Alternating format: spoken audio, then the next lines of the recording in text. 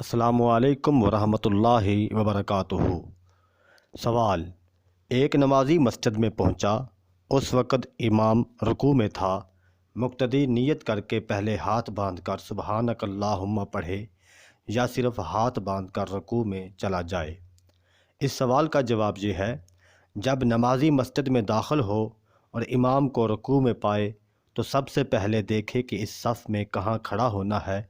اگر پہلی صف مکمل ہے تو نئی صف میں درمیان میں امام کے بالکل پیچھے کھڑا ہو۔ اگر اس صف میں پہلے سے کچھ نمازی کھڑے ہیں تو وسط صف سے جس طرف آدمی کم ہوں اس طرف کھڑا ہو جائے۔ اگر دونوں طرف آدمی برابر ہوں تو پھر دائیں جانب کھڑا ہو۔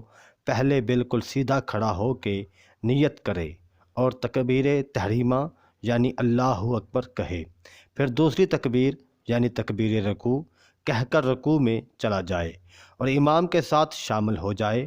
ہاتھ باندھنے کی ضرورت نہیں ہے، کیونکہ حالت قیام میں ہاتھ تب باندھے جاتے ہیں جب کچھ پڑھنا ہو۔ اگر یہ سمجھتا ہے کہ سبحانک اللہم پڑھنے سے پہلے امام رکوع سے اٹھ جائے گا تو ثنا پڑھنا چھوڑ دے۔ اگر عجلت میں سیدھا کھڑے ہوئے بغیر تکبیر تحریمہ جھکتے ہوئے کہی اور اس طرح رکوع میں چلا گیا تو فرض قیام رہ جانے سے رکعت نہیں ملے گی۔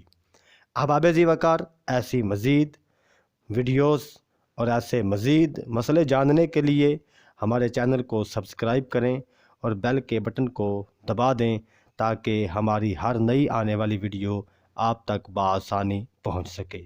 بہت بہت شکریہ۔